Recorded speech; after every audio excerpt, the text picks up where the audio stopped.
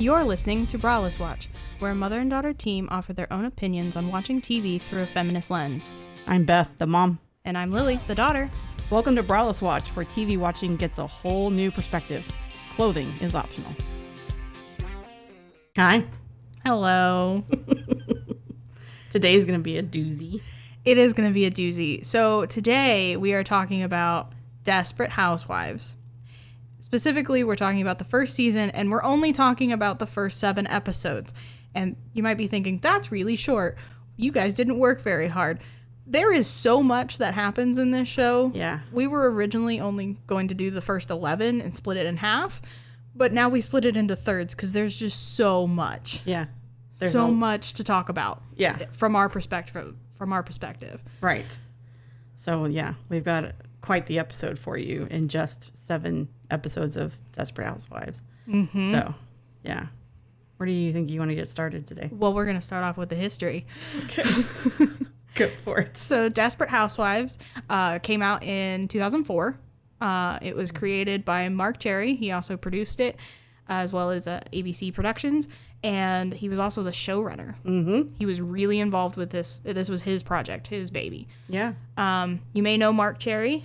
He also wrote and produced episodes of Golden Girls, as well as The Golden Palace. He had a few other shows. He also created something more recently called Why Women Kill. Mm-hmm.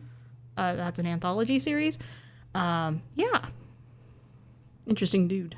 Yeah, he is. So he got the idea of Desperate Housewives while watching a news report with his mother about Andrea Yates. Oh. I'm not going to go into specifics about her, but she killed her 5 children. Mm-hmm. And so he got the idea of the crazy things that happen in a neighborhood. So, yeah. Okay. It actually took a while for the show to get greenlit by ABC, and ABC eventually did greenlight it after 2 new executives came in, Lloyd Braun and Susan Lin, and they greenlit it because the OC came on the year before, and it proved that a soap opera type show, which is what this is, could withstand being in primetime and succeed. And they were right. Mm-hmm. The 2 executives, however, were quickly fired soon after that, after proving lost. Again, all 3 shows, huge shows. So what happened with Lost? ABC as a whole didn't want another drama, I guess. Okay. So they were like, you're approving too many dramas or whatever. And they thought they were being too willy-nilly or whatever with it. So they fired them, even though they were right. Right. Yeah, because all 3 of those series went on really for long seasons. Time. Yeah. So Desperate Housewives has 8 seasons. It ended in 2012. Yeah. Okay. My goodness. Lots of drama behind the scenes of the drama. So this is our first drama that we're doing. That's it is strictly a drama. You and I have never seen it. No, we have not. To be honest, so this was coming out when I was growing up. I thought it was a reality show. You're not alone. Apparently, there's some other people thought it was a reality show, and I had to correct some people when I was like mentioning that we had to watch it for the our podcast, and I was like, no, it's not. It's a drama. Well, I mean, would you categorize it as a drama? Yeah. Oh, yeah. Okay. It's a drama, and it's very soap opera-y. It is very soap opera-y, and decisions for decision's sake rather than let's be logical about this. Oh yeah. So on the nets, right? It says it's a comedy mystery or something. I'm like, that's no. I mean, maybe in the later series, I guess, but not. I don't know. Yeah. From what we've seen, the first 7 episodes, it's not really. It's a soap opera. It's a soap opera. There's some like a few comedic moments, but that's just what life is. Well, it reads as a soap opera. I grew up watching them, right? Soap operas, and it reads as a soap opera because the scenes are so short. Like the interactions with people, like the characters, they're poignant, and there's a lot of good quotes and a lot of there's a lot of good lines, but they last like 2 minutes. 3 minutes, at the most. So there's a lot of words within a scene. I will say that, and you can tell that with watching. So I was watching it on Hulu, with the subtitles on, and they don't use all the words in the subtitles. They take out some words that either are unnecessary to just reformulate the sentence so it's shorter, so they can fit it all on the screen. Okay. Yeah, because people talk really fast, and they're really long, and then there's a lot of panning shots. Right. There was a lot of camera work. There's a lot of camera work. More panning shots of, this is what goes on in the neighborhood. Yeah, I think it was trying to just really solidify that neighborhood feel.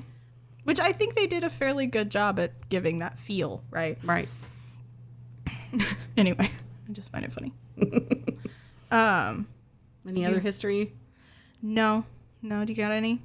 Well, from an LGBT's perspective, I don't know if you knew this about Marc Cherry, but he's an openly gay man. I didn't. Yeah. Oh, I didn't know that. And it changes kind of your view of how he wrote, how he was able to write, let me put it that way, able to write about women, because he's done so much work on women characters. Yeah, it's actually very interesting because it's a fairly feminist show because of the female front point characters. Yeah. Female main characters. There's the words. But there's also some comments that are like underlying that are very misogynist, and it comes from the women themselves. Right. I think, what was it? Gabby says in episode 5, "Oh, for God's sake, Bree, you're a woman. Manipulate him. That's what we do." Mm-hmm.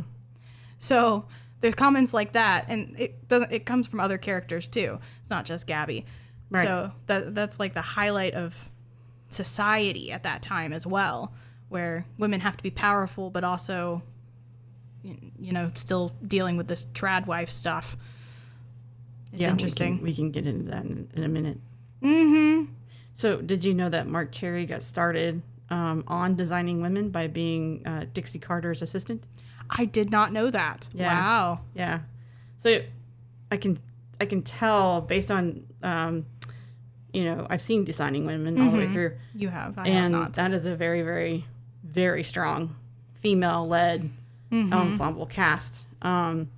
So he may have had some influence there. I don't know Marc Cherry, of course, but there may be some influence there for how to write about female characters that are not just objects, like many other shows, especially from a man's perspective. Sure. Yeah. There is more depth. He does give them more depth. He does. There's a lot to them, which is why there's so much for us to talk about in just 7 episodes. Right. Okay. You want to talk about cast? Sure. So we're going to limit the cast to 7 actresses, and then the cast is very huge. There is, because it's 4 families, 5 families really. Yeah. 6 if you include Edie and Mrs. Hoover, and then you have other people in the neighborhood as well. Yeah, that pop in and out, and you don't see them again. But that's part of the soap opera kind of structure, I guess, to TV or specific kind of genre. So, okay, Mary Alice Young is played by Brenda Strong. Martha Huber is played by Christine Estabrook. Lynette Scavo is played by Felicity Huffman. Bree Vandekamp is played by Marcia Cross. Susan Mayer is played by Terry Hatcher. Edie Britt is played by Nicolette Sheridan. And Gabrielle Solis is played by Eva Longoria. There we go. Yeah. Those are the main women characters. Again, there was a lot more, but... There's a lot. There's a lot of characters because it's 4, 5, 6 families. Take your pick on how you want to define what a family is. Households. I mean, this particular show really drives in the heteronormative family of 4, kind of thing. Not everyone fits that mold in this show, and that gets explored. It does, because, I mean, even Lynette doesn't fall in that because she's got 4 kids. Right. Rather than 2. Yeah. So... Do you want me to go over the trigger warnings before we get too much further? Yeah. Okay. Let's go over the trigger warnings. All right. Not a whole lot. So it's kind of a saccharine show, but it is got some stuff. So one trigger warning I wanted to warn the audience for is that when you go to rewatch it or watch Desperate Housewives, each episode starts with last seen on Desperate Housewives or previously on, and they show scenes from the previous episodes. So it's possible you could get re-triggered because they're replaying certain scenes. Mm-hmm. So I just wanted to warn the audience of that. And then here are the trigger warnings: suicide, guns, blood, infidelity. What? Sorry, guys. Grief, loss. There's a swimming pool scene where there's some sounds that come from under the water, and I wanted to warn people of that. Okay. That might be kind of triggering. Heteronormative, patriarchal, trad wife constructs.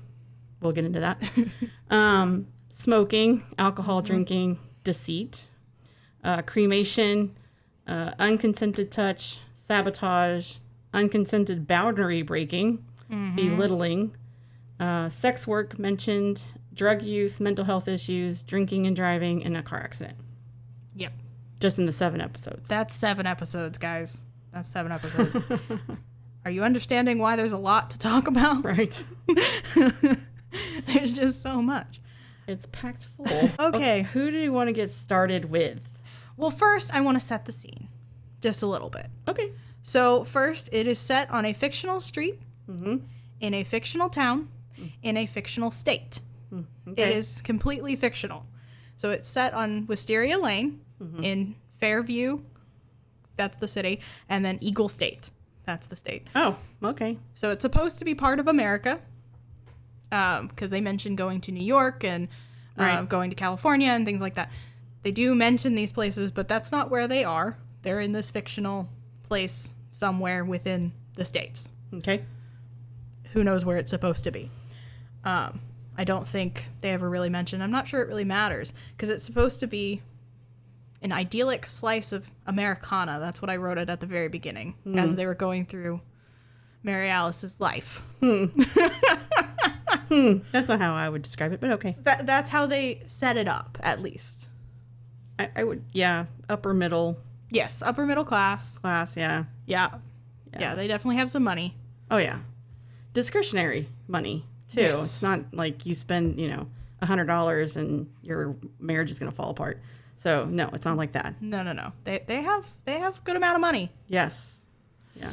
So, all right, now that you have that kind of idyllic idea of in this fictional place. I have one little tidbit comment about the idyllic place. Okay. And I don't know if you noticed this, but when they panned out and they did the big camera shot of the set or the scene or whatever, the neighborhood, Mary Alice's house is the only one with a white picket fence. Yes. Yes. Which I thought was super interesting because all the other houses have no fence, or there's like one that has a different kind of fence. I think Bree has a fence, but it's not white. No, it literally is a white picket fence in the Young's front lawn. Mary Alice. So Mary Alice is the one that dies. She commits suicide at the very beginning of not even 10 minutes in. It's like 5 minutes in. Not even. It's so quick. Right. And then it's narrated by Mary Alice from the afterlife? Question mark? Yeah. The way it's written is she witnesses the rest of the stuff that happens after she dies. Yes. Right. Yes. So. Okay. Anyway, just thought I'd mention there is the premise of the show. Now we can get into Wisteria Lane. Choose a house. Pick a lady.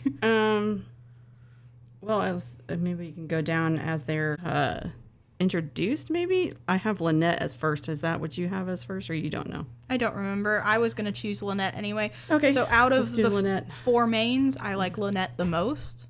I like her character. She seems to be the most nuanced.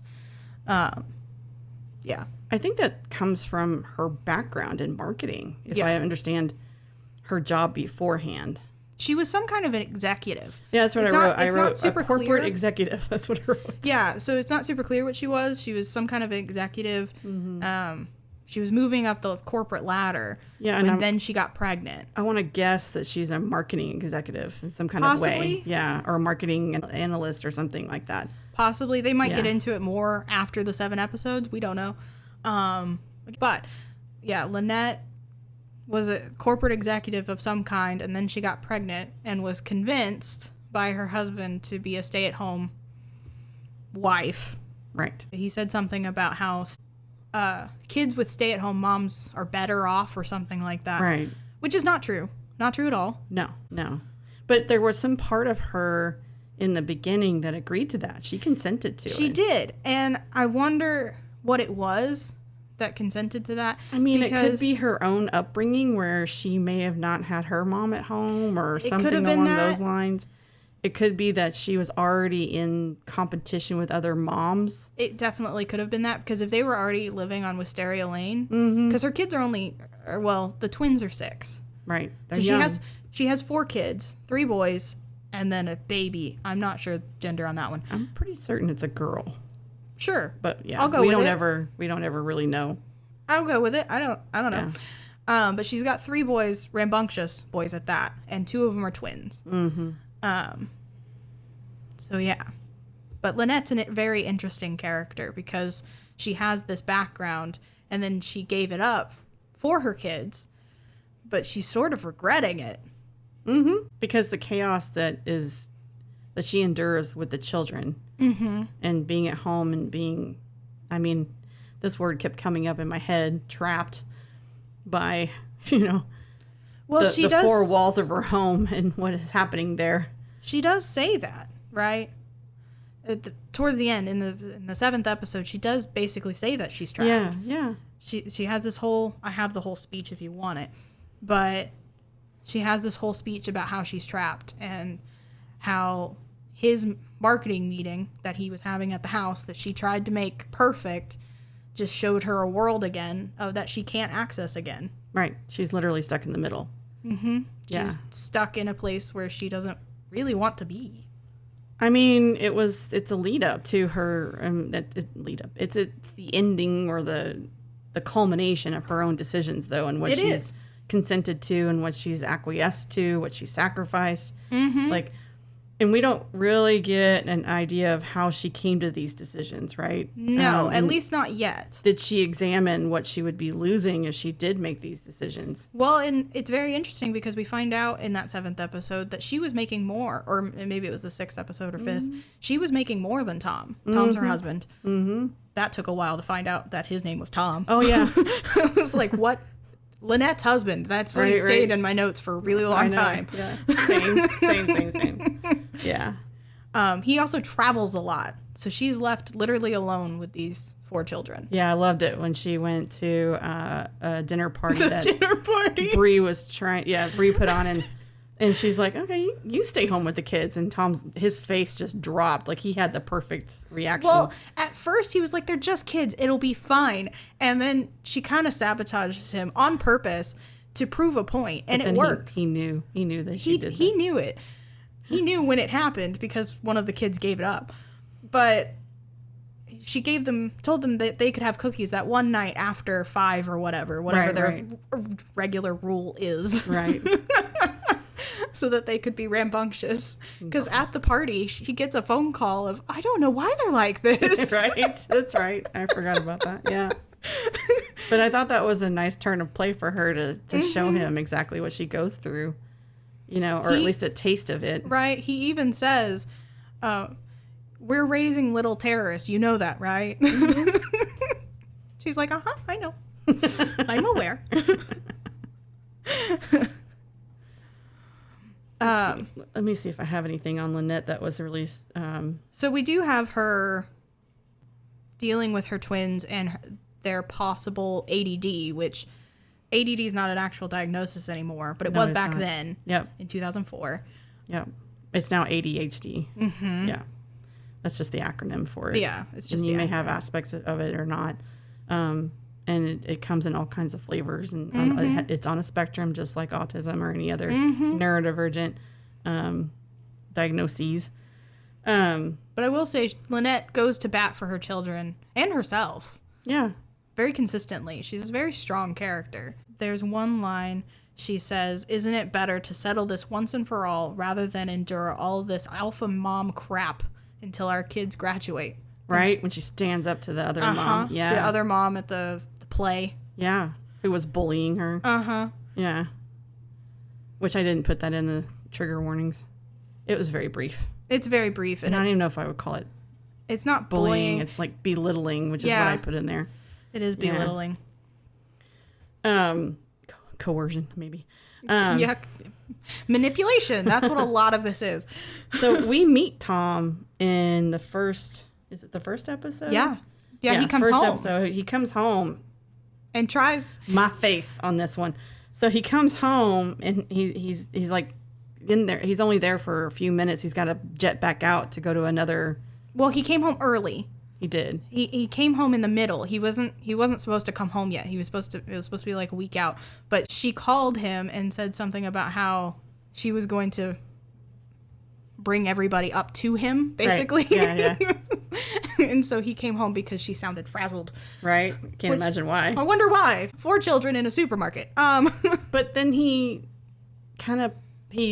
assuages the kids with a football and sends them outside to play. For 20 minutes. Yeah, tells them to promise to be out there 20 minutes, which, kids are kids. They're going to come in for water or whatever. They're going to come in whenever they want. Yeah. So then he tries to have relations? Yeah, and I mean, she's got... It's obvious how they have 4 kids.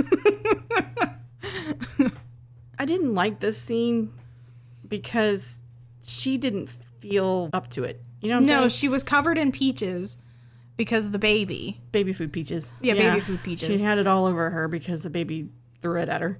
Yeah. And then... not threw up at her, threw it at her. Yeah, threw the food at her, which, those of us who are moms and caregivers and parents, guardians, we all know what that feels like. So she's got this all over her. She's tired. She's worn out. And instead of taking the kids outside to give her a break, he's like pouncing on her like a cat in heat or something. And she's like, "Can I just lay here?" And she's like, "Yeah." And then she remembers, oh shit, he's been gone a while and stuff, but she's had some issues with swelling and stuff. And so she can't take the pill. Yeah, she can't take the pill, so she's got no protection. We'll just risk it. And then she punches him. Yeah, I love that. Me too. I was happy about that. But yeah, he said, "What's the big deal? Let's risk it." What's the big deal? There's 4 children. Right? Yeah. That's the big deal. The literal weight in that question, right? And his complete dismissal or lack of acknowledgement. Well, so this is when she starts to make sure he knows how hard it is to deal with the kids. Yeah. Because then after this is the dinner party, and then they also have to deal with the school. Right. And she has to get them into a private academy because they got kicked out of private school. Public school. Public school. Yeah. I apologize. Yeah. And they had to fork over $15,000 to get those kids in school, and that was a donation. That was yeah. But by the way, you'd think $15,000 would probably come out roughly the same nowadays. It's not. No, it's not. That's like 20 years ago. So that comes out to $25,613. 15,000 has now accrued to 25,000. That is nuts.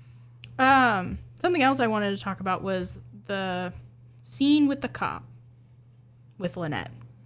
Oh, yes. The scene with the cop. Number one, nowadays that would be so dangerous. Right? He nearly pulled his gun on her. Yeah, he did. Yeah. She's lucky she's white. Right? That's number one. Number two, the baby's in the front seat. Right? That's a little weird. So I looked that up because I was confused. I was like, I thought that was illegal. It's not illegal, at least for the U.S. It's not illegal. However, certain states and certain cities have it be illegal. So check your local laws before you do that. Right. Also, if you are going to put a rear-facing child in the front seat, turn off the airbag. Right? Yeah. Because that is super dangerous. It is. And it's super dangerous anyway. It is possible she was not driving a car that had an airbag. Correct. It did look like an older beat-up minivan. It did. But that could also just be the boys who won't sit still.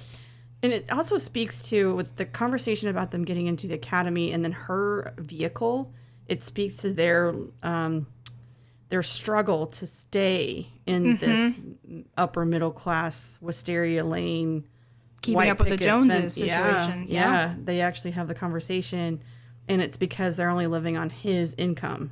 Now, if she went back to work, things would be a lot easier as far as financials and stuff like that.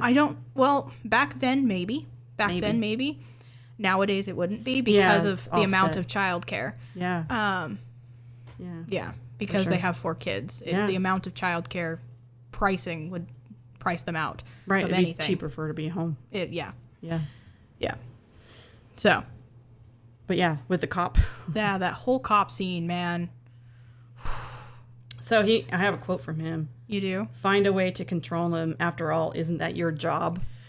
Ooh. Oh, I about came out of my seat. I was like, no, you did not just say that to a crazy mom that's trying to, stave off a headache from all the screaming in the back of her seat there in the car. Oh, boy. So, I mean, I was really happy she stood up for herself. She actually gets out of the car.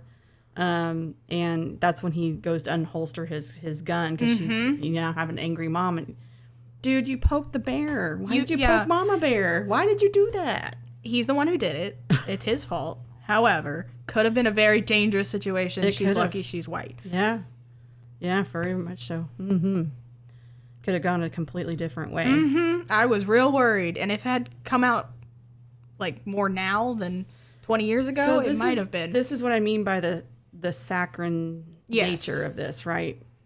If we had Lynette as a black woman coming out of a beat up car with screaming kids, this would have gone completely different. Yes, it would have. And it couldn't have been portrayed this way because there's no reality to it. Correct. Even during these times, right? During 2004 or whenever it was. 2004. That it just wouldn't have played out that way. No. She would have been arrested, possibly assaulted. So. Yeah. Yeah. Oh, that was the other trigger warning. I didn't put that in. We'll write it down and it'll go in the notes. Okay. But what is it? Assault. Ah. Yes. Yeah. We'll get to it, but yeah. Okay. Anything else to talk about for Lynette? Let me see. Oh, yeah. In episode 3, Lynette's husband doesn't want to go to the dinner. Right. He's claiming exhaustion. And he fires this question at her. Do you remember what it's like to work a 60-hour week? Yeah. Her face. Right? Her face. Ooh. And there's several instances where he tries to pop off like that. He does. And she's like, did you just say what I think you said? So she gives him a chance to backtrack himself. And he actually takes them. Some of them he takes. And then other times he doesn't notice it. Right. I want to say Tom tries. Yes, he does. He's not your typical vindictive, I'm going to do what I want, I'm going to spend what I want. No, he actually does listen to Lynette and her problems. He cares about what she thinks. He cares about her feelings. It doesn't come across as right. smooth, but and he does say that he generally do. He does care about her, and he does care about her being a good mom, and he says she's a good mom in episode 7. Yeah, I think she needed to hear that. She did. Especially from him, right? Right? Yeah, and Tom does try. He tries in multiple different ways.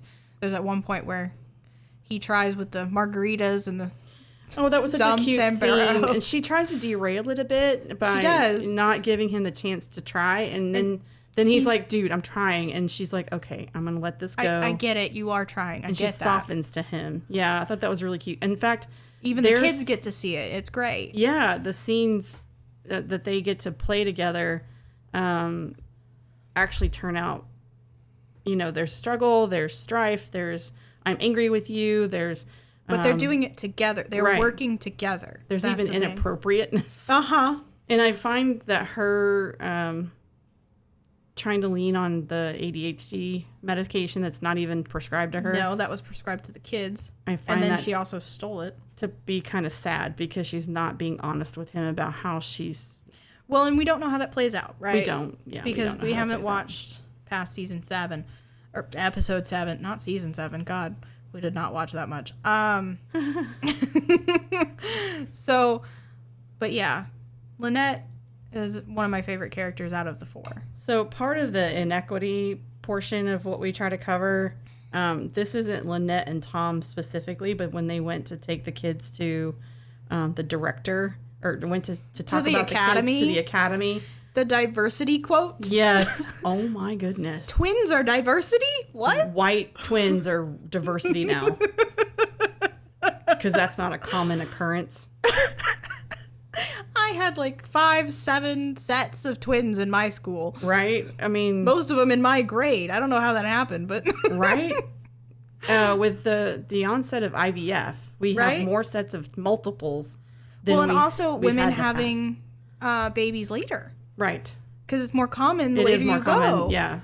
Especially in geriatric pregnancies. Geriatric pregnancies. Yeah. Put that in quotes because that's like 30s. You're not in your 60s having kids, people. I have a whole statement on that, and we don't have to get into it unless you really want to hear the whole explanation of why that's Let's move on from Lynette. Who would you like to go to next? Let's go to Gabrielle. Oh, Gabby. We've got so much on Gabrielle. She doesn't always make the right decisions. And that's obvious because she got married to her husband after dating him for 3 months. Yeah. Because he proposed and teared up. But he tears up at every kind of agreement like that. So she found that out later. Any kind of proposal, that's what he tears up. So, yeah. Yeah, he's interesting. I don't like Carlos. He's scary. His mom is scary. So the apple doesn't fall very far from the tree in that one. Let's start with Gabby herself. So she was a model. Yes. And then got wined and dined by Carlos. And he basically pays her off. Right? It reminds me of the relationship of Robert and Grace and Frankie. Yes. But without the guilt and without the gay. yeah, exactly. He has no guilt of buying her things and buying her off. It's all money to him. That's all he cares about is money. She's a possession. She is a possession. She's part of the representation. Mm-hmm. And he has, quote unquote, made it being a Latino man, right?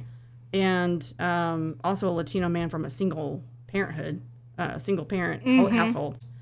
And so he had so much to prove, apparently. Yeah, and we don't know if he has any siblings. It doesn't seem like he does. If he does, he is definitely the favorite. Right, definitely the favorite. Mm-hmm. Yeah. Oh, yeah. Yeah, because there's a lot of history between him and his mom, for sure. Oh, yeah. So we can get into Mama Celise. So she appears, what is that, episode 5 or something like that? I don't remember, yeah. Something like that. So when she appears, she just kind of shows up and literally drops her bags on the lawn and expects Gabrielle to take them in. Mm-hmm. Mm-hmm. She also says something. What did she say? Hold on. Family should always hug, regardless of how they feel about each other. That's not true. Oh, no. And that was, it was episode 5. That's when she appears. It's on the lawn, the front lawn. Mm-hmm. So, again, we're in the representational aspects of this. Right. How are you showing to the public? Exactly. And, in order for... Well, and that comes up with Gabby fighting with Carlos as well, because they end up saying some words on the front lawn, and he says something about, are we having this in public right now? Are we having this conversation right now? Mm-hmm. It's all about public perception to both Carlos and Mama Celise. Well, Carlos works to collect quote-unquote things. And I put that in quotations because things are not necessarily inanimate objects. Mm-hmm. It's assets. It's your wife. It's your mistress, possibly. Who knows if he's stepping out. We don't get his story. We don't know. At least not in the first 7. We do know Gabby is stepping out. Yeah. And, I mean, I have my own thoughts about why, but... I mean, it's kind of obvious why John, her lover, provides something that Carlos can't, which is attention, actual attention. Yeah. Because Carlos sees Gabby as a object. Right. And so there's no attention. She's to be dressed up. Exactly. And to be his concubine and arm piece and candy. That's it. Yeah. And you are to be, and she's modeled. Model. Yeah. She's supposed to just be pretty and be there. So I'm a little confused as to why she gave up her modeling career. I guess because he couldn't have her out. He probably convinced her that was what had to happen. And maybe it was part of the prenuptial agreement that she was forced to sign. Mm-hmm. We don't know. Again, trapped. Yeah. Oh, yeah. She's so trapped. Right. But she... and again, trapped in her choices. Right. Trapped in her own choices. She chose to have the money, the that's what she wanted. Luxury, And she even says, I wanted all the wrong things. Yeah. That was an interesting conversation between her and John. Yeah. So let's have a quick talk about John. So John is in high school. Right. He's also their gardener. I'm going to assume he's 18. I'm just going to assume for my own benefit that he's 18. I didn't research it. I'm not going to. Right. If it comes up again, it comes up. But I'm going to assume he's 18, mostly because he is their gardener. Yeah. So. Yeah. It was a little disappointing that he's somebody that's that young. Right. Yeah. I was okay with it until I found out he was in high school, and I'm like, Right? Me too. What are we doing here? What are we doing? Yeah. Yeah, they should have aged him up and then aged one of Bree's kids up so then they could still have that whole... Yeah. Yeah. Yeah, because they're not even talking about going to college. Which most 17 and 18-year-olds are talking about college. Right. But then again, we're talking 20 plus years ago. And was that even a cultural thing back then? It was. Yeah. But the other thing is that they're not main characters. They're recurring characters. So they're not talking about them to the main characters. Right. Of course, John's not going to bring it up to Gabby. Of course. Well, I mean, you'd think the kids would to Bree, but we'll get there. I found it interesting that Gabrielle was trying to hold on to him so tightly, even though she didn't want him to be in love with her. Right. She didn't want this. There was a lot of interesting choices. Right. And also, she was basically gaslighting him. Right. Stay, no go, stay, no go. Well, she was gaslighting herself. Yeah. Yeah. It's because she couldn't make up her mind either. Yeah. What she really needed to do was break up with him and then find a new boy toy. That's what she needed to do, especially when things started to get weird with him and the rose. And then kind of don't want to eat where you shit kind of situation. Right. And then, of course, he works for her. Yeah, that's what I'm saying. That's a terrible idea. Well, and I have some thoughts on, her choosing someone who comes to her house once a week or so. Mm-hmm. And also that's young. So all of these are very problematic and can get her into trouble. And I use that in loose terms there.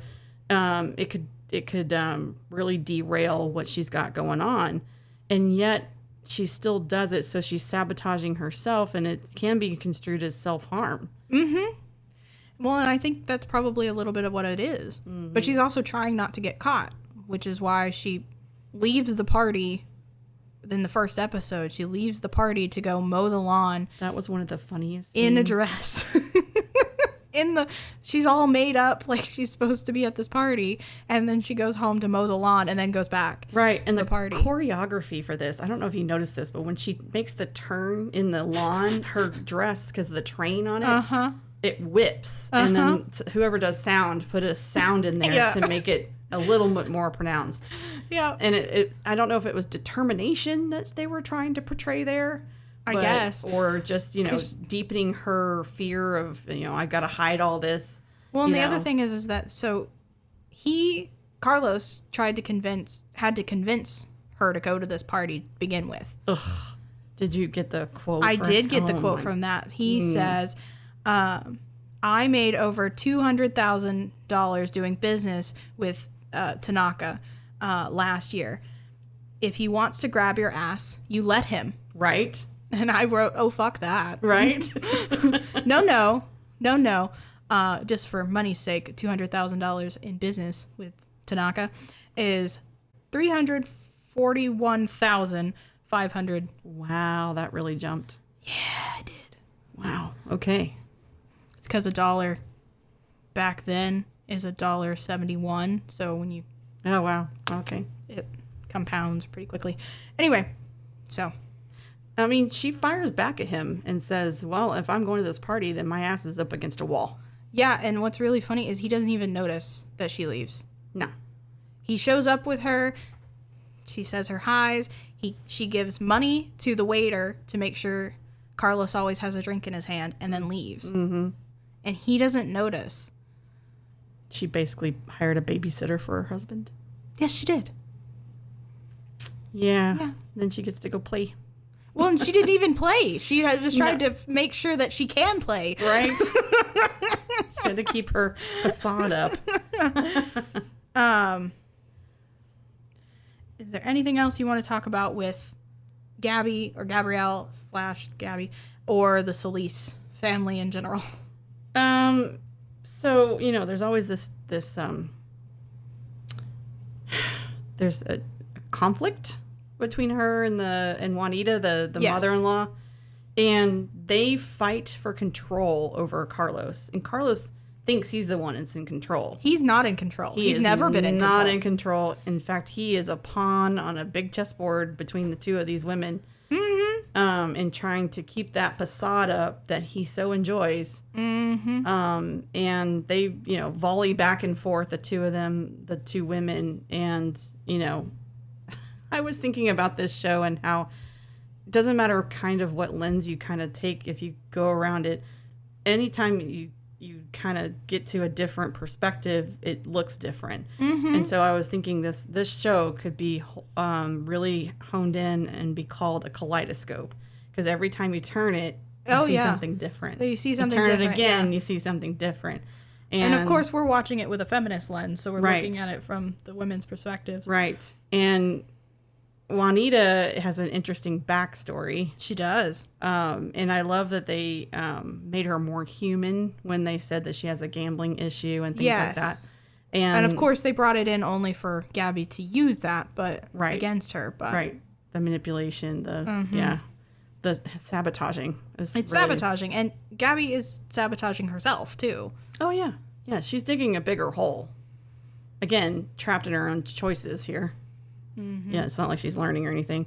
There was a scene in episode 3 where Carlos talks to her about you look tense, you need to relax, go to a spa or something. Yes. And I'm like, dude. Well, yeah, and he doesn't even know, so what she's going to do is go sleep with John. Right, yeah. That'll relax her. So. But Carlos is also just a generally scary guy.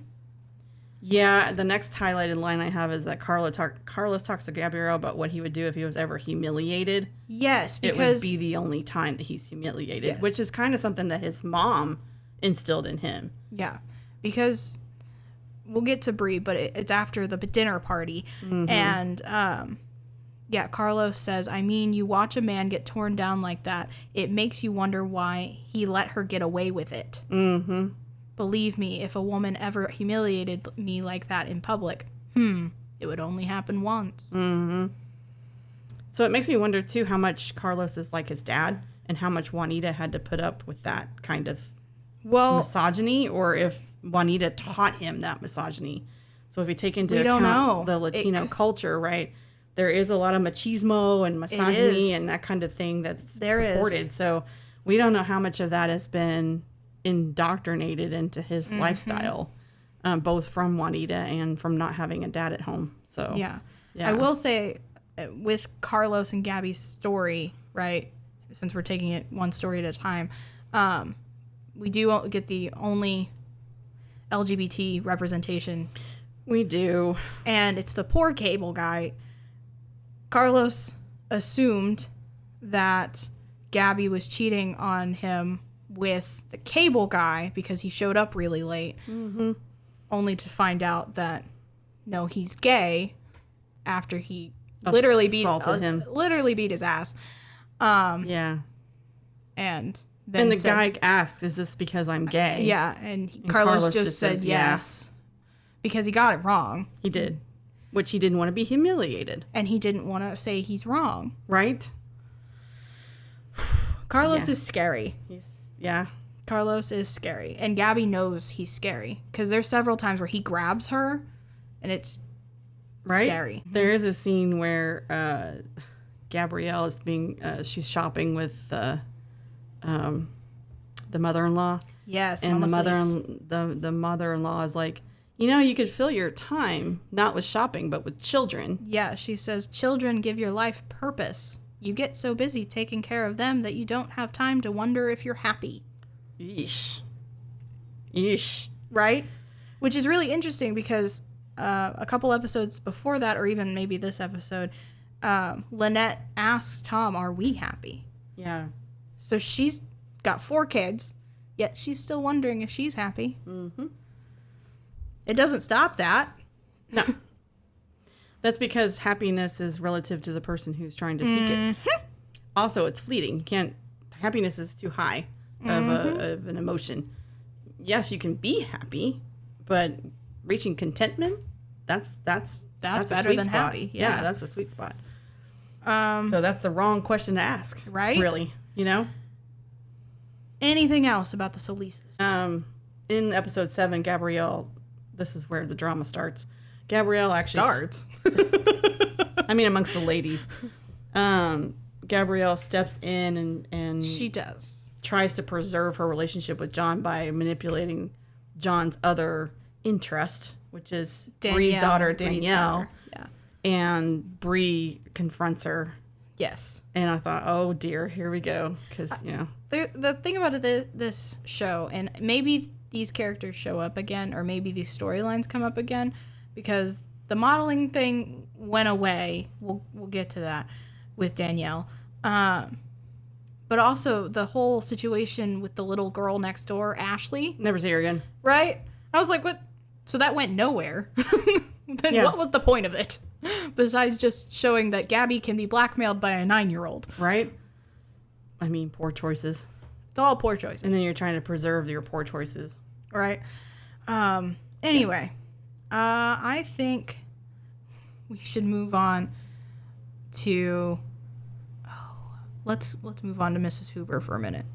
Okay. Martha Huber. Let's move on to somebody who's not a main character for a moment.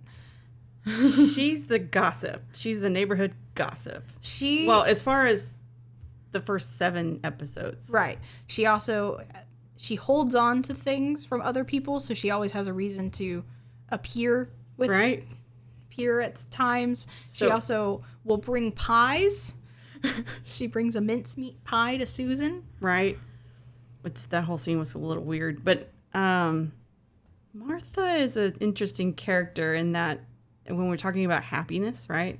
She tries to control everything, and she has no control of anything. No, what she uses to control is information. Mm-hmm. And by being the neighborhood gossip, she knows quite a lot more than she should know because she's up in everybody's biz and forces herself to be there. This is, some kind of pathological need, I guess, to be important? Question mark? Well, we don't know her backstory, right? We don't know if she was the Bree Vandekamp of her time. Right. She is a little older. Because she's older, and she lives in this huge house. Right. Now by herself. So we don't know if she has kids. We don't know if she... Yeah, we don't have a backstory on her at all. Like, we don't know if she was married. Did she, lose a husband? Did she kill her husband? We don't know anything about her. We have no idea. Yeah. And how she even landed in this neighborhood. And it could be that she was actually part of the original development of this neighborhood. Right. And because feels like she has some kind of, longevity or legacy to this place. Mm-hmm. There are several older members. She is of the younger of the older members, if that makes sense. Yeah. Yeah. So we don't know her story. No. But we do know that there's a... do I say hate?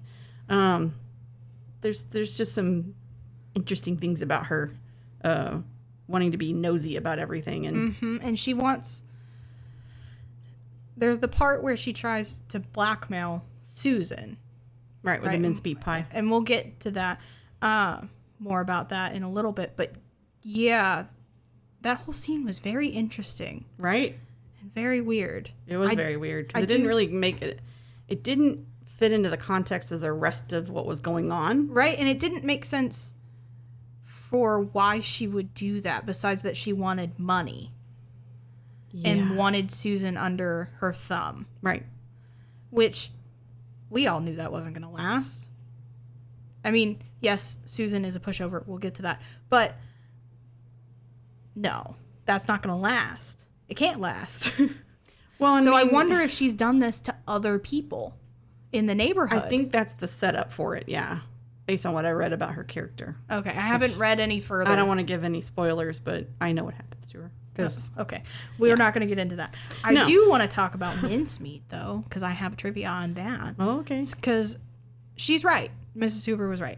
It's in her whole history thing, she said that it started out with meat, and then it ended up being like a mix of fruits and stuff. Yeah, that's exactly what happened. Interesting. Okay. And it actually, the pies were made with meat and beef suet normally. It has been switched to vegetable shortening and so glad chopped apples, but it's all chopped up really tiny stuff because it was meat. It was supposed to mimic meat, and so you were supposed to mix the chopped apples with the meat to make it expand and last longer. Okay. That was part of it. It was also for preserving the meat to make it last longer as well. So there was apples? Well, there was also rum and brandy and stuff on it. Oh, that makes sense. Yeah. Okay. Sometimes vinegar too to make it last for ferment. None of this sounds any good, man. Yeah, I know. That's really old. That's like 16th century. She's the make a mincemeat out of you. I had to look that up because I was like, I've never heard anyone say that, and it's not very popular. I wonder why. When people can just say, "I want to destroy you," right? And in this context, I'm like, what did Susan do to make it so in the depth of wanting to make mincemeat out of somebody? Right. Basically, she just threatened murder. She did. And so I wonder what their history is, Susan and Mrs. Hoover is. Because besides the one instant, we'll get to that, I'm not sure there is anything else. Right. At this point, we don't know anything like that. We don't know the history there. Mrs. Hoover is an interesting character. She is. And Martha tries to keep her, or Mrs. Hoover, tried to keep her in that blackmail-y space for a while. And it doesn't work. And it didn't stay, and it didn't stick. Work. Yeah. Shall we talk about Edie before we move on to Susan? Let's move on to Edie. Edie enjoys the company of men. She does, and a lot of men.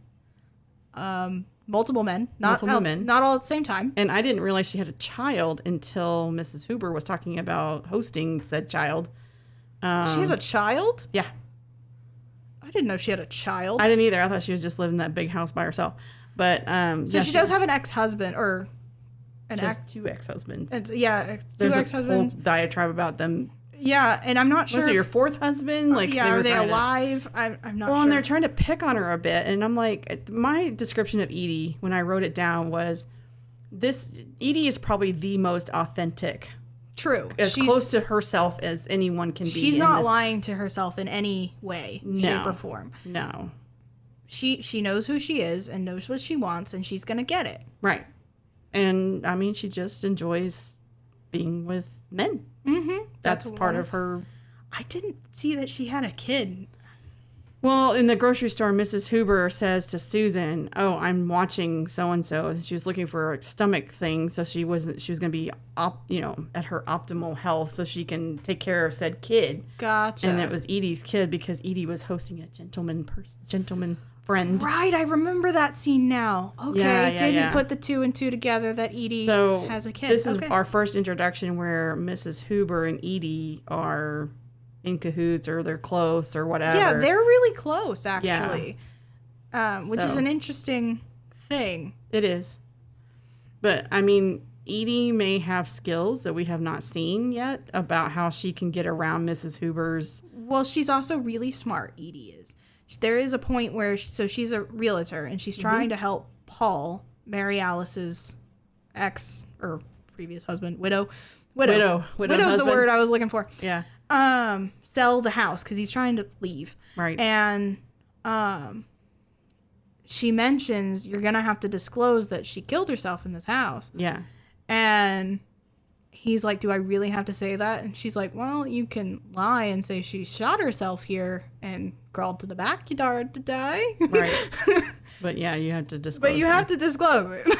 Again, you have to look at laws and things like that and whether or not that's even a thing. And right. I don't know for sure, so I don't know if that's real or not. But well, you do have to disclose that people die in a house. That is a thing. I didn't look that up. I know that just in general.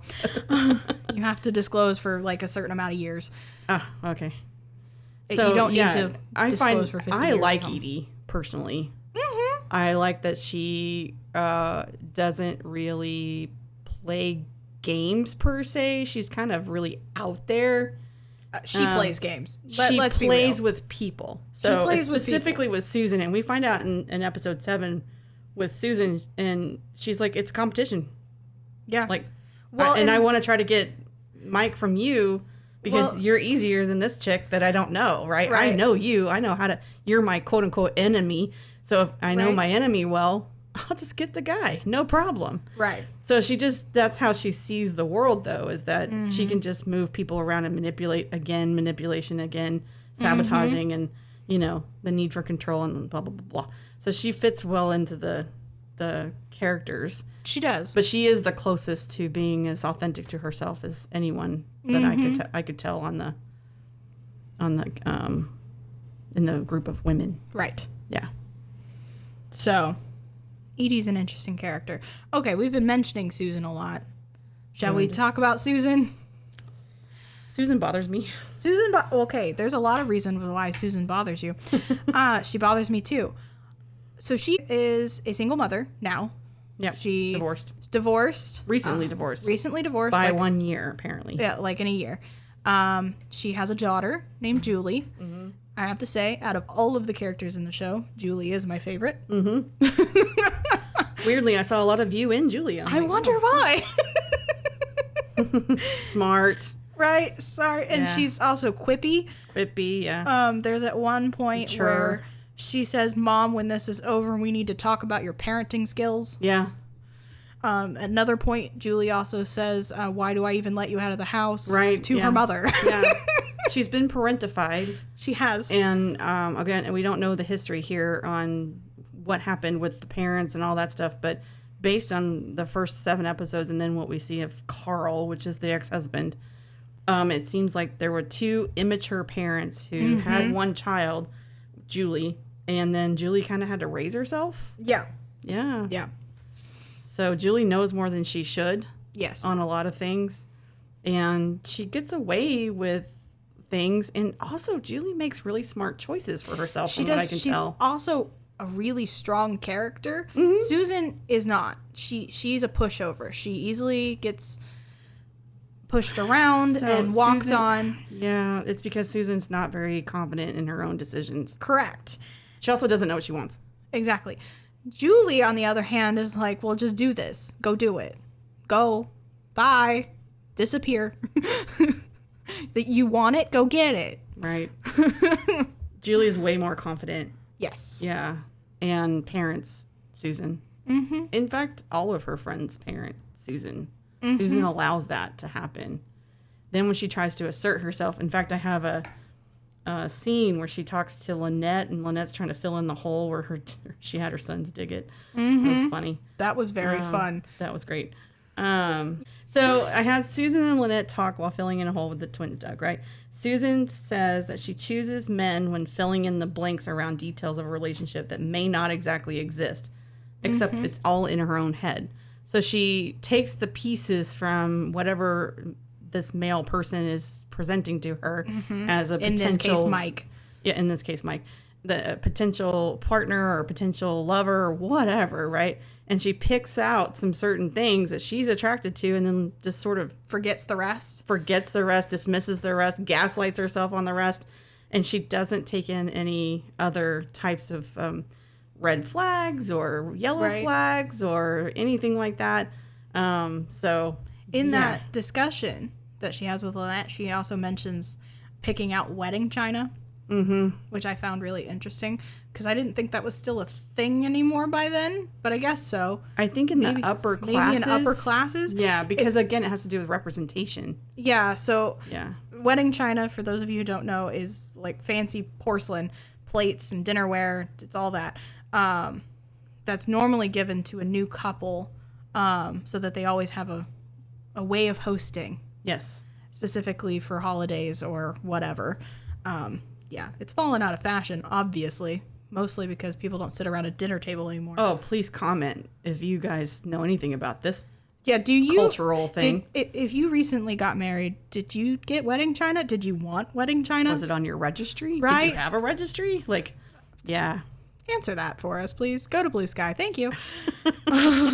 We really want to know, is wedding china still a thing? Yeah, follow us on Blue Sky. Give us your opinions on that. We want to know your experiences on that. Anyway, yeah. In that same episode, she goes on the date with the cop, she finds out is a Carl. Yeah, but disguise. Because of that conversation she had before, she's now becoming aware. She is. This is how important awareness is, right? Mm-hmm. When you self-reflect and you become aware, and then you begin to accept that awareness, change can happen. This is the tenets of therapy. I mean, you have to look at yourself objectively to then understand why you're making decisions like that. And she actually gains confidence here. She does. Yeah, that whole him asking her out was weird. I don't know how the hell that worked. He manipulated her. He did, but I also still don't know how it worked. Because it wouldn't have worked on me either. No. You have fun with that. Good luck. Go do your job like you're supposed to. Right. Bye. Right. Yeah. He tries to demean her into it at the beginning, which is a red flag. And then when he's talking to her, when he's leaving, she basically pushes and rejects him, right? Yeah, he basically says, I can't do my job right because you've rejected me. That's basically what he ends up saying. Oh my God, my eyes are rolling so hard. What? And he says, don't be such a girl about this. And then he... that was when he got changed, and then she found the screwdriver. Screwdriver, yeah, because he didn't do anything that he said. No. Again, he lied to her. Red flag. Yeah, and that's when that's when she realized. So then he starts demeaning her and putting her down and, and telling her she's, being a girl about this. What the fuck does that fucking mean? Right. And then also calls her a drama queen. Yeah, and then that's when she realizes he's just like her ex, Carl. Yeah, and then he follows up with this. You're just a psycho. I always date the psychos. I'm like, what the fuck are you talking about, dude? Right. So you're not taking any responsibility for manipulating this woman into your circle, and inviting her in to have some kind of relationship, whatever that might have even evolved into. Right. And now you're mad at her because she didn't fit into the box you created for her? Right. Fuck you. Right. Fuck off. Yeah. I do have to say that after that scene, she has the scene with the sex worker, which was very cute. Oh, I love that scene. Yeah, I wrote that down. Susan was very sweet. She was like, can you just help? Where's the local phone booth? That's what I need to know. Right. Yeah. I love how Susan wasn't scared to be where she was. No. And she wasn't, but she was a little nervous, but I mean, anybody would. And then the sex worker's like, girl, get off my corner. And she's like, it's a very nice corner. I don't want to be here. Can you tell me where the phone is? Right. I don't want to be here either. And then just treating her as human. Mm-hmm. I mean, can we just repeat those scenes over and over? Right. Anyone? So the sex worker gives her phone and it's like, I'm going to go. And Susan's like, yeah, go do you. I got it. Right. Use your phone real quick. Thank you. Right. So can I mention here that how did she know the number? Because man, cell phones really ruined it for me. I don't memorize numbers anymore. She called her house.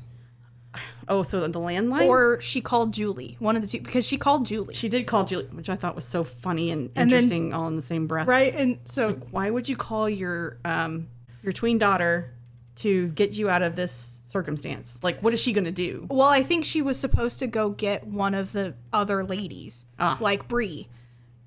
I'm guessing she didn't know the number of those homes. I'm guessing, yeah. So she knew Julie's. Also, why doesn't Susan have a cell phone? Right. There's many questions, but it is early 2000s. So there's a lot of reasons that it could be. Who knows? I mean, she got divorced from her husband. It's been 1 year. Right. She's not made any changes to her. I'm going to say no. Yeah, no. It took her a lot. Yeah. But that whole scene with the sex worker was cute. I also, going back an episode, I do like Brandy. Brandy is the girlfriend of Carl. Oh, yeah.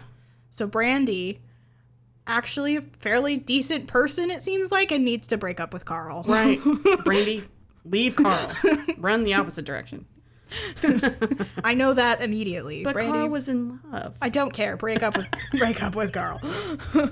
That whole conversation was just whack. Right. Anyway. Carl trying to he's again dismissing his own responsibility in the marriage and how his part of the dissolution, all because he quote unquote fell in love. Oh, fuck you, dude.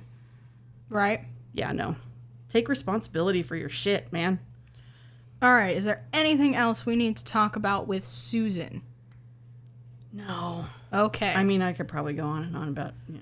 But there's a lot to talk about with Bree, the next one, which is why I wanted to save her to last. Yeah, let's save her for last. Is she last? She is last. This is the last one. Okay. We're on Bree. My goodness. Bree is the quintessential 50s housewife with the pearls and the perfection. That's what everyone strives to be. So today's words would be trad wife? Yes. Traditional wife. So yeah, that's where it comes from, traditional wife. But the short version is trad wife. Yes. It's a thing. It's an and actual it's actually movement. Going up in popularity, which is is going weird. up in popularity, which is heartbreaking from my perspective, as far as being feminist and independent and. Well, and going back to like Lynette, if she tried to go back into the workforce, she would have a hard time because she's been out at least 6 years. Mm-hmm. And what have you been doing for the 6 years per the workforce?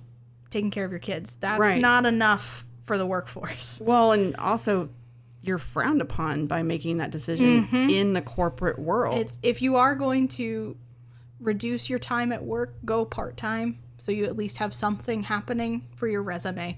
I mean, from a career perspective. That's a career perspective. I could see how that would be an argument. I'm going to dissent just a bit and say, do what the fuck you want. And do whatever you want. But you can always fulfill dreams later. Yeah. I mean, your career is not, as a woman, your career is not necessarily set forth by capitalism, patriarchy, misogyny, or any of those things. Those are things you'll have to battle getting through your career. You just need to know that that's what you're going to battle when you're out. Right. Because it doesn't define where you're going to end up, let me just say. Correct. Depending on the skills learned on how to battle those things. Career-wise, the way to go is to just move part-time rather than... I mean, keeping your toe in by volunteering or something like that. Something like that. It depends on what your job is. It truly does. Or what industry you're in. Yeah. It depends on all of those things. Yeah. Because if you work in the nonprofit sector, you can continue volunteering and probably still continue it afterwards. But if you're trying to climb a corporate ladder, you're going to have a harder time. Well, that's because corporate is still run by white men. Yes. That's what I'm saying. You didn't articulate that. So, yeah. You have to be prepared for the battles you're going to take. And so if you're looking at it career-wise, part-time is probably better than going full-time off. Only because you're fitting into what they see about you. Correct. And that's my dissent. I understand. Fuck that shit. I understand your dissent, but you have to also take into account what battles you're going to take. Yeah, I get that. Yeah. I guess my gut feeling here is from a personal perspective, and that I have had 4 careers, so fuck that shit. I can build my careers however I deem fit, right? Correct. But you also have to fight and pay for that.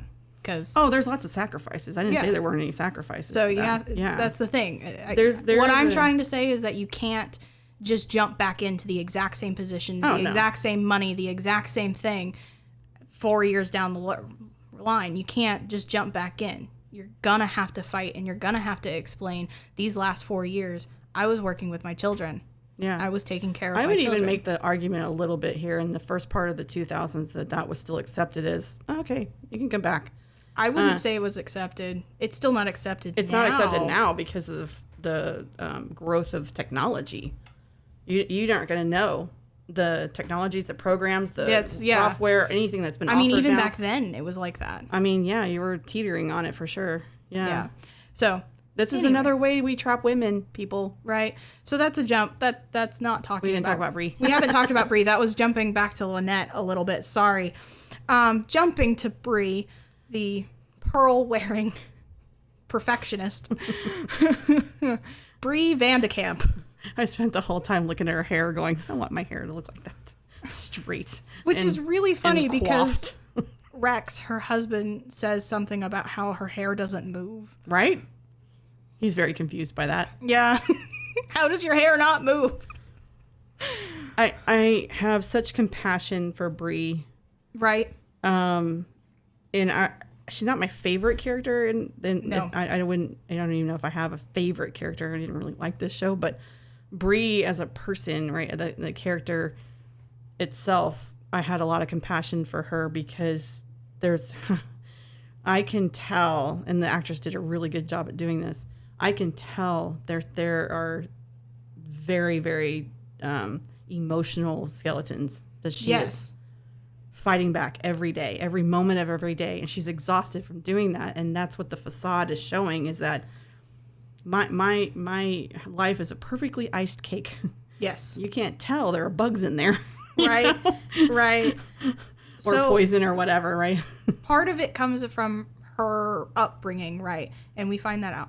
We also, her past, we also find out that she knows Rex is hiding something. Yeah, she picked up on it. And she doesn't know what it is. And so, but she's using her cleaning, the housework, as a way to express that a little bit, as a facade.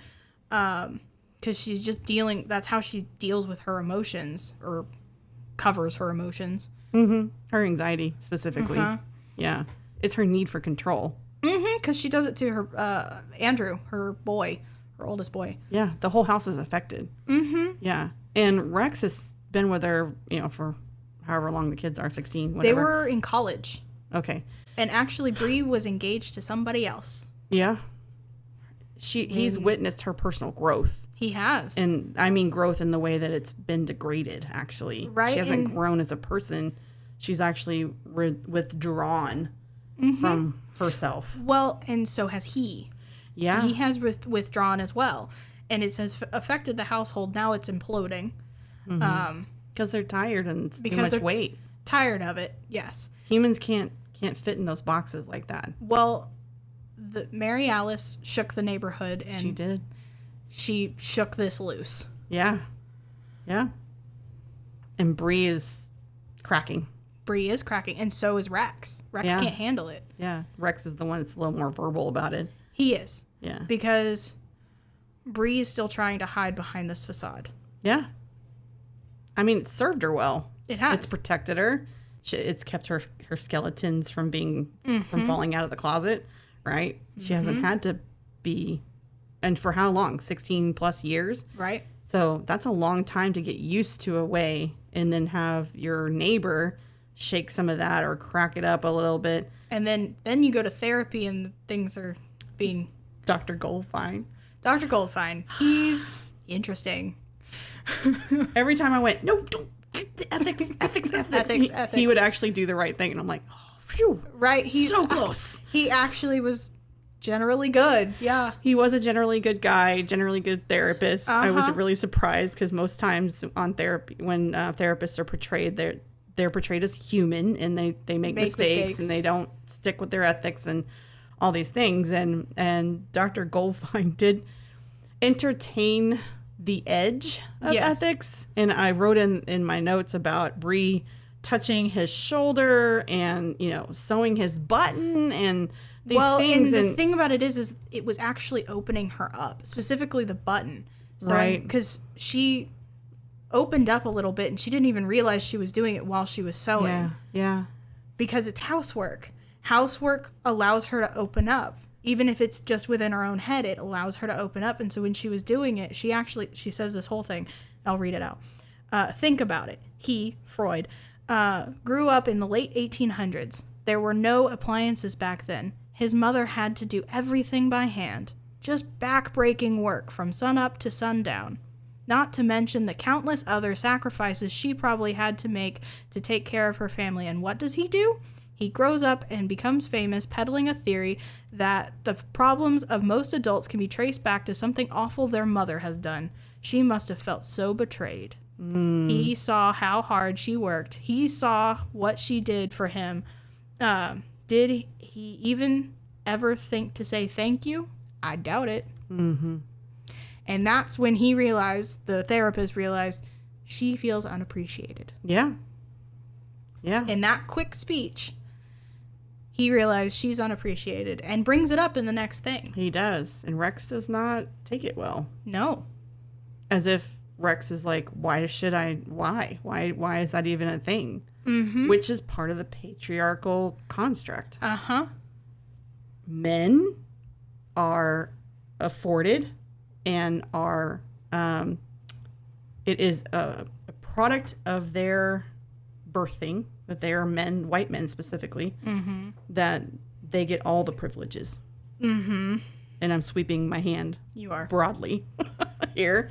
They get all of the privileges, which means they get mistresses, they get wives, they get children, they get all the money, they get, they get all of the... On the backs of women. On the backs of everyone. Mm-hmm. White men are lifted they in really this way. are. Yeah. Which makes it hard for all of us who are marginalized and in the corners of humanity, specifically here in America. We get the dregs. We do. And sometimes we get afforded a privilege and sometimes we don't. And when we have a privilege afforded to us that we didn't have before, we don't know what the fuck to do with that. Right. We have no skills because we weren't taught.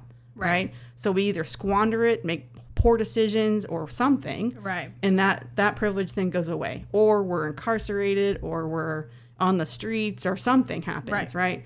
It doesn't stick with us because we get othered.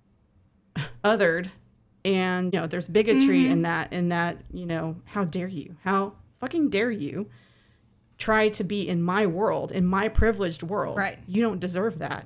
Stamp down, stamp down, stamp down. Yeah. Boot on neck, right? So, yeah.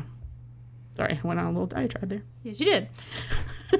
Can you tell I've lived a life? Little bits. But Bree is a really interesting character. And at the very beginning, it seems obvious that they're having marital problems, and it seems obvious that it's partially because of her. But you really start to dig in and you realize it's not just her. Rex also has problems too, and he's not being honest about them. No, he's not, which is causing a problem. But think from a male perspective, privileged perspective, it is everyone else's fault that meaning the male privilege has been faltered, is cracking, is falling apart, blah, blah, blah. It's someone else's fault because someone else has damaged the structure in which I am now have been elevated to. So it's someone else's fault. And he tries to blame Bree. Of course. He tries to blame Bree. And even Andrew tries to blame Bree. Of course, because he's being groomed for it. And Bree's not having it. Right? Bree takes the door off of his room so that she can actually see in. She cleans his room. So she knows what's in it. Yeah. Which shows her control. Right. Her need for control around the house. So, yeah. Yeah, her and her son do not get along at the moment. No. Yeah. Well, we don't know what's going to happen. So, no, we don't. At the end of episode 7... I thought this was a great place to end. Right? Because there's so many unanswered questions. Right? That's a great place to end. Andrew hits Mama Celise with his car while drunk. Yeah. He just got a new car and that Rex gave him. Also, terrible choice on Rex's part to start buying gifts and things when the divorce isn't finalized. Now who's the one who's trying to control the narrative? Or being emotional. Right. Men be emotional. Right. So Bree has to strongly convince her kids to come back to the house and give back those gifts. Yeah, it didn't really work. I mean, it worked for Danielle. But I think Danielle was always going to go back anyway. Yeah. She kind of likes her mom. Well, then we find out that Rex betrays Andrew in telling him, oh, this was never a thing. You were never to live with me. I was never going to You were always going to go back to your mom's. Yeah. This was never an option. Yeah. Totally betrays his own son. Yeah. Yeah. Doesn't even give an option. I'm like, dude, you just bowed out. Right. You bowed out of parenting. Yeah. You're not done. So I have a feeling he's never really parented to begin with. Woo. And that means Bree's taking care of the house and the children. Oh, of course, because that's what trad wives do. And they must do it correctly and appropriately and be perfect about it. Perfectly, yes. Yeah. And when she starts fighting against that, Bree does. It really starts to show. She lets her anger slip in. She does, because there's at one point, Bree says, you're unhappy with our sex life because you're not getting something from me, but you're simply too afraid to ask. Later in that episode, Rex says, because you sound like a whore, basically who's telling her to stop talking like that. And Bree says, no, I don't. I sound like a woman whose husband who won't touch her. Mm-hmm. Yeah. And how dare he call her a whore? Right? Bree is breaking through that. She's done. Yeah. She's not trying to be perfect anymore, specifically to him. Yeah. She's not trying to be perfect to him anymore. Yeah. Yeah. It's an interesting... Yeah, but she ends up calling Rex back to the house because Andrew hit Mama Celeste with the car. Yeah, I actually wrote in the notes, they banded the family back together. And you see the siblings holding hands, and it's a symbol that they're going to come together and take care of The thing Andrew. about it is, things like this bring a family together or pull them apart more. And we'll find out which way it goes. I mean, I could have done with a whole series on just the Bree Rex family situation. And didn't need the whole other... No, I didn't need the whole thing. I did like Lynette. I like Lynette too. Yeah, I like Lynette. I like Susan's character-ish. I like her as a... I like Julie more. I don't like Susan at all. Susan's all right. She's the typical stamped-down wife. Right. And then Gabby's the trophy wife. They were going for something there. All right, I think we've gone through everybody. The only thing we haven't talked about is Mary Alice. This whole story goes around a mystery with her.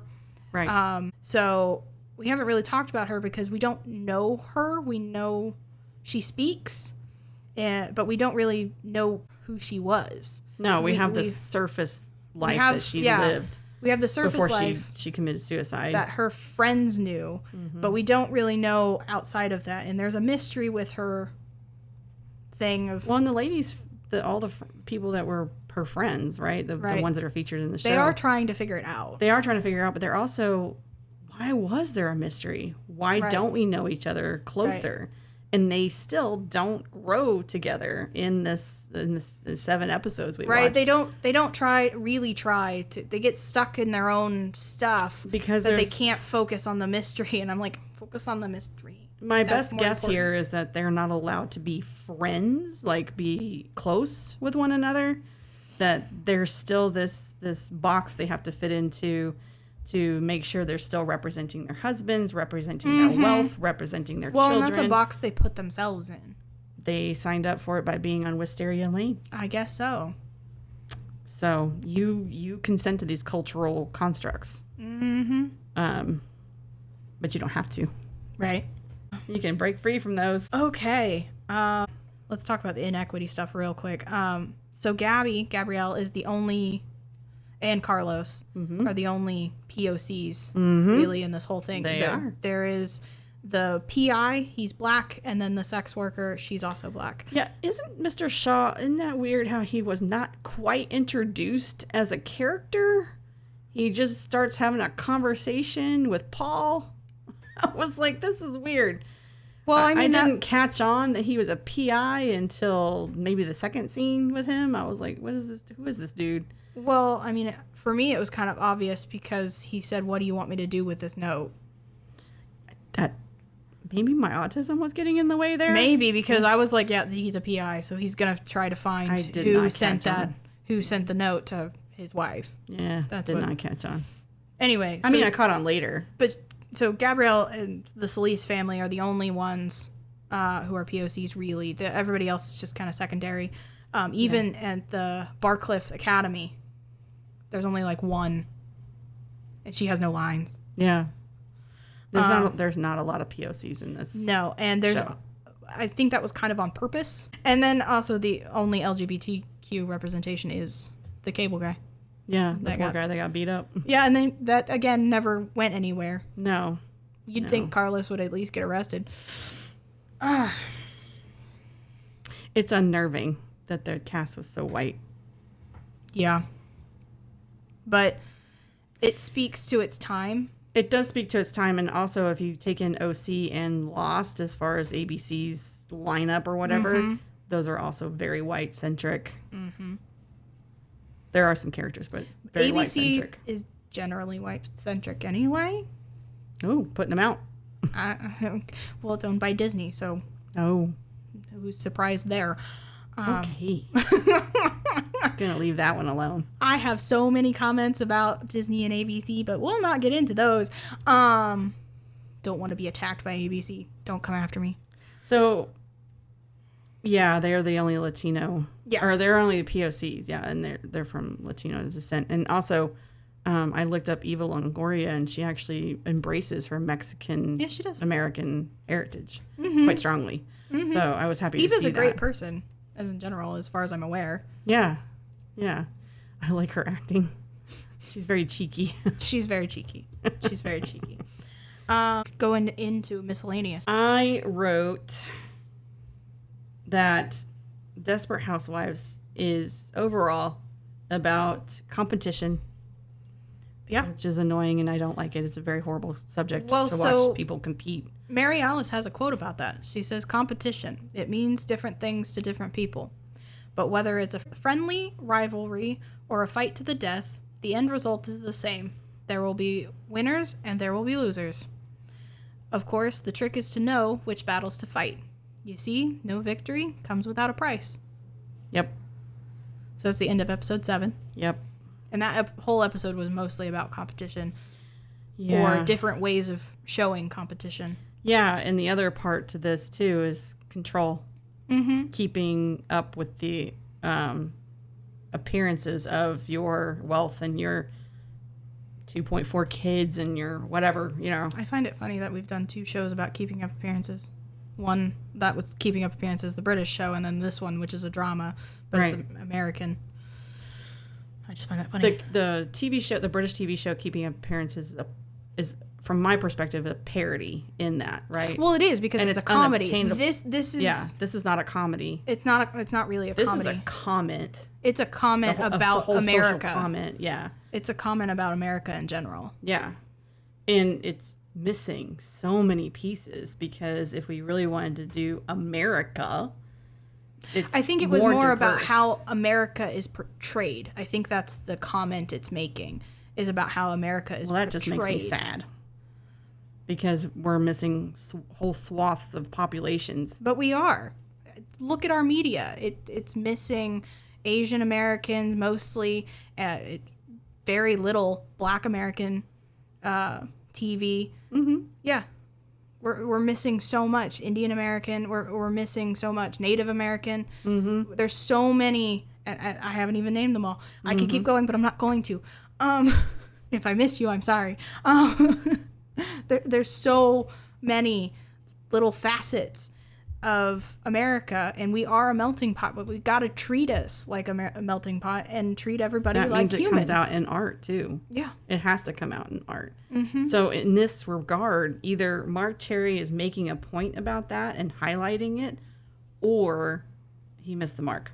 I think he's making a comment about the wealthy America. I think that's his comment. And maybe that's where I because misunderstand wealthy America is mostly white. Yeah. Specifically the people who have boats that they can sell to get their kids into private school. Right. Those people, I don't know those people. I don't know those people either. I did not live that life. No, but most of them are white. Yeah. I mean, I'm going to take a guess. Yeah. This portrayal is more accurate. Yeah. Which then still makes me sad. It makes me very, very sad. That's just the way the world is, unfortunately. Gross. Okay. In that vein, I wrote that this competition business happens between husbands. It happens between the wives.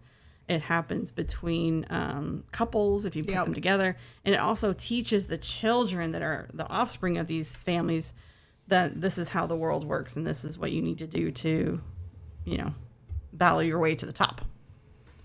So it's just perpetuating that. Well, the world is built on competition. You have to beat out, just think job interviews. You have to beat out other people to get a job. And it's unfortunate, but that's how the world works. Makes me sad. I'm sorry, but that's how the world works. Because I don't see the world in competition. I know, but that's humanity. How the world is. Well, you're much better at it than I am. My skill set doesn't. I just accept it for what it is and my empathy hope everyone can be human about it. Well, yeah, no. Because when we put social constructs on it, we sacrifice our humanity. Yes. Yeah. Okay. Well, we didn't talk about costuming. No, we didn't. So I noticed, and I don't know if you noticed, but each woman is dressed in a certain way that speaks to their age, to their either their former life or their current life or whatever. So Lynette wears button-ups. She still wears the button-ups. And even 7 years later, she still hasn't changed her wardrobe. Not really. Even though she does have the access to money and stores and even friends to teach her how to dress more in keeping with being a homemaker, right? Rather than being a corporate executive. But she still wears her corporate executive clothing. Because that's who she wants to be still. Well, it's who she wants to be and it's who she misses. So when she looks in the mirror, she wants to see that that's something that's still attainable for her.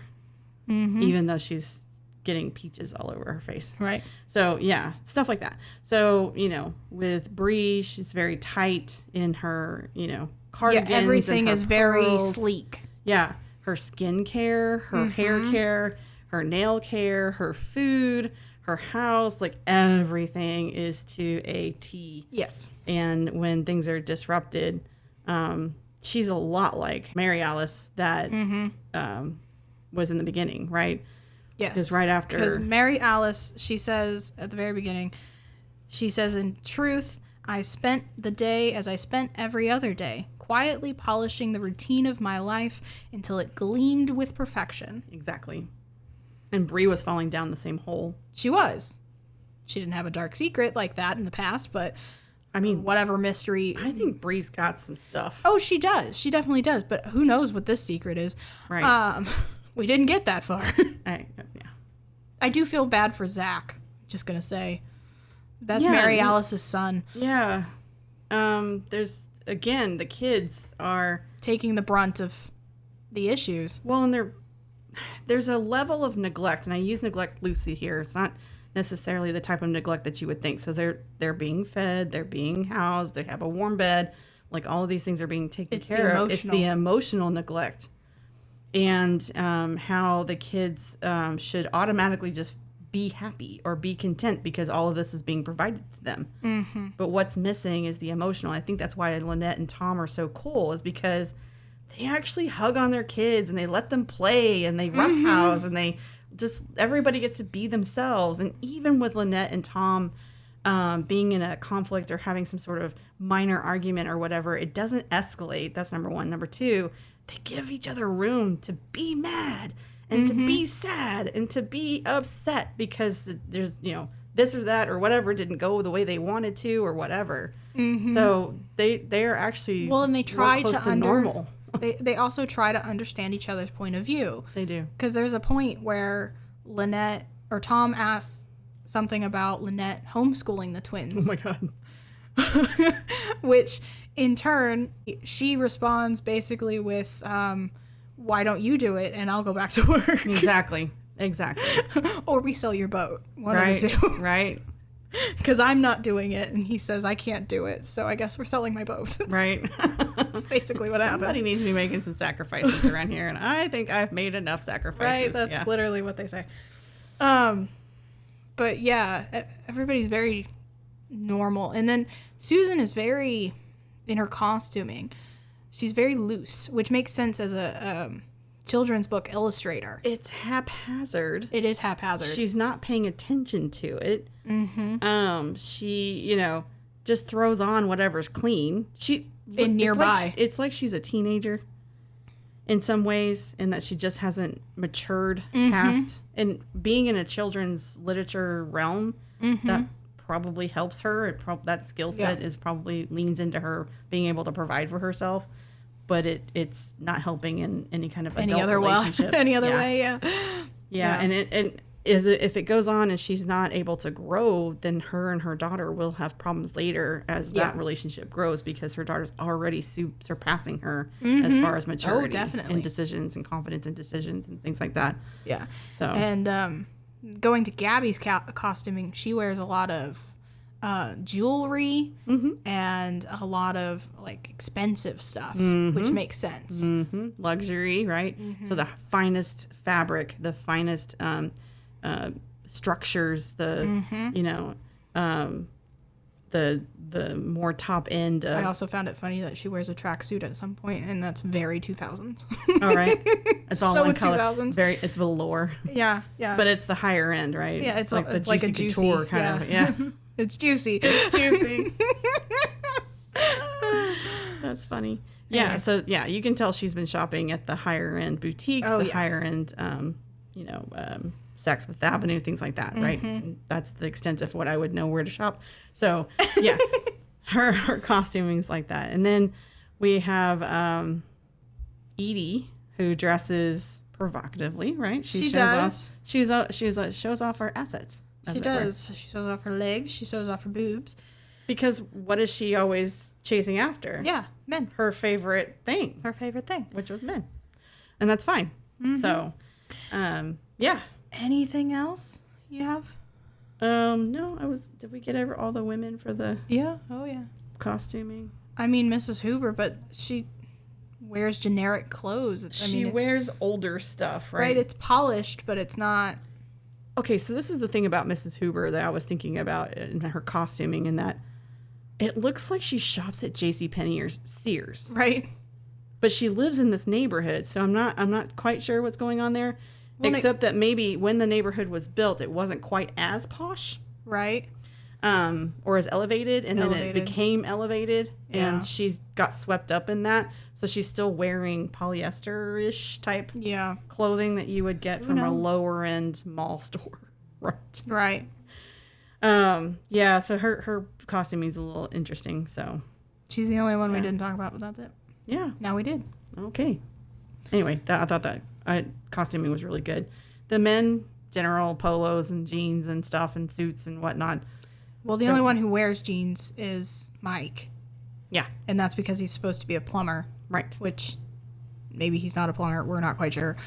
He has a mystery behind him as well, which I think overlaps with the other mystery. But I've only watched the first 7 episodes, so I'm not sure. Right. I have my theories, but I'm not going to go into them. So if we're through with all the things that we usually cover, I have one question for you. Okay, I have a question for you, but you can... It might be the same question. It might be. Oh, we're on the edge of our seats here. Did you like this show? Like, did you enjoy That was going to be my question for you. Oh, yeah, see, I told you. The same question. Okay, all honesty here, didn't like it. Okay. Yeah. I was all right with the mystery. This is a show you could put on and then walk away and come back. Exactly. It's not something I would deep dive into. But no, because you can walk away and come back, miss 4 or 5 scenes. This is why soap operas are popular, and then you get all the gist of it in the last 5 minutes of it or something. So, yeah, it's not a bad show. I don't get why it was so popular. Probably because there wasn't a lot of feminist shows back then. And is this a feminist show, or is this a show that features women? Yes, it's both. Because to me, it's missing some elements for the feminist perspective. I mean, it's not super feminist, but it's feminist in a way that a lot of other housewives, people who would be sitting down watching TV at prime time with their husbands, would want to see. Now, see, if I take the perspective of a husband based on my own life, I'm just going to put that out there. This is on my own experiences, right? I don't study this stuff. I don't have a PhD in patriarchy or anything like that. Neither of us do. It's in my own vision, right? Right. I can't see husbands watching this show because the husbands are not elevated in a way. Think about their life, right? Think about the housewives that are being shown. Yeah. Think about their life. They're not sitting down with their husbands to watch TV. Right. Their husband is gone. Right. Off with the guys, off in the tool shed, for work. Mm-hmm. They're not there. So, of course, this is going to be popular when you're playing to that audience. Mm-hmm. And then if you add the mystery drama to it, put it on prime time, yeah, people are going to tune in. Especially when they have access to DVRs and they don't have to watch it at that time. True. Because this was about the time that DVRs and stuff were starting to take off. That's probably part of the success of this show. Especially because all shows that then launched. Women wouldn't be able to get dinner ready, bathe all the kids and all that, and watch this show at the time it came out. Also, the men... When did it come on? Because prime time is like 6 to 10. But that's when dinner is being... That's what I'm saying. But if it came on at 8, it might be a different story. Maybe, but that's also when men are commandeering the fucking remote. They take over the fucking TV. If they're home. So, yeah. That's what I'm saying. I don't know if they were home. The household I grew up in is that the TV was always the men. That was their territory. That was them. You had no bearing on TV. Even if the TV was in a different room and you were trying to watch something different, they would have opinion about that. And, of course, this is the kind of shit that I was exposed to. So, again, from my own experiences, I don't know that this show would have been successful in a household that I grew up in. Let me just put it that way. Well, also, you're taking a very Bible Belt point of view from it, because this show is not very Christian. No, but Mrs. Huber had a very interesting statement about that. I just looked it up. This was on Sunday nights. That's why. Oh, interesting. So it was on the religious holiday or day. But it was on a night when people would come home and they just want to sit and watch TV. And ABC is the family network, quote unquote. This was a family show? No, I wouldn't say a family show, but it was on at 9 Eastern, 8 Central. Mm-hmm. So, yeah. I'm not surprised it was fairly popular because it was on after the kids went to bed. This would be the adult show that parents would watch or adults would watch, specifically wives. Mm-hmm. It's weird that it would be in competition with football. But maybe this gave housewives something else to watch that wasn't football and kept them out of the men's hair. So that's a very heteronormative, misogynist way to look at it. But yes! I mean, that's what this show does to me. It just brings all that up, right? Okay, here it is. Martha had a line, and I thought it was really interesting. Because she says she's a good Christian? Sort of. Martha and Edie are going through the remnants of Edie's house fire, right? Edie had a fire. Yeah. We didn't get into that, but yes, Edie had a fire. It's not important. It's not important, really. Edie has been staying with Martha. And Martha, quote, says, "What kind of Christian would I be if I denied shelter to a friend in need?" And the way that the actress delivered it was sort of tongue-in-cheek. Right. Like, there's appearances of Christianity. I wonder if she But I don't really want to do this. Right. And I wonder if Edie was providing something to Mrs. Huber. Yeah. It was providing that Mrs. Huber is a very kind person. Well, not just that. I wonder if she was providing something else. Oh, possibly. I bet Edie was bringing money into the house or something. Well, we know it's not money because she blackmailed Susan. Mrs. Huber blackmailed Susan. We know it's not money. So I wonder what it was. I don't know. But it had to be something.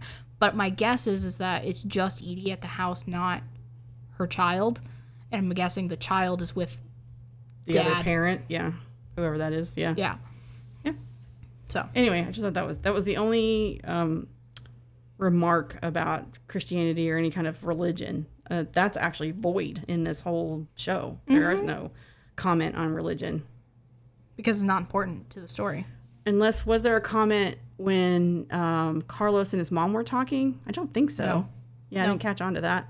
That would be the only other one I would think that would be in there. Nope. And there's not a comment either about everyone in the neighborhood going to church together or anything like that.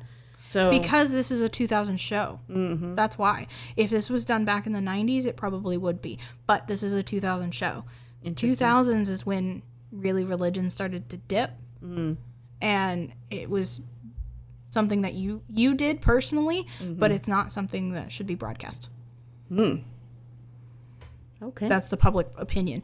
And, you know, it started to switch. That's when you have the more people who are nuns. They're not part of any religion, whether they're atheist, agnostic, whatever. Gotcha. Is nuns a colloquial term? It's what it came from, I think, the U.S. Census, where you had to choose a religion, and nun was an option. And so, yeah. Interesting. Nuns. Okay. It's N-O. This is the first I'm hearing of this, so I learned something new today. You should look that up. That just came from my head. I didn't have that written down. I might be wrong. Call me out if I am. Right? Yeah, correct us. We're happy to be wrong on any of our notes and stuff. All right. So, yeah. I think that wraps it up. Yeah. I think we've jibber-jabbered a lot at the I end mean, here. 7 episodes and we got all that stuff out of it? Right. There's so much. Okay. This is why we didn't go to 11 people. All right. I think we're good. Yeah. So, you know, I know we've put the national hotline on our stuff. We can put that in our show notes again. Sure. Because there was suicide. Yeah, we'll do that. Highlighted there. We'll just put it in the show notes. If you need it, you can find it there. Okay. Yeah. Just make sure to stay with us, guys. Of course. Who else is going to listen to us? Right? We enjoy you, audience. Stay with us. Please. Yeah. Love yourself. Be compassionate to yourself and others. Yeah. Stay with us for another day. And we'll hit you up at the next episode. Yeah. The next one's going to be fun, too. Oh, it will be. Yes. We'll find out.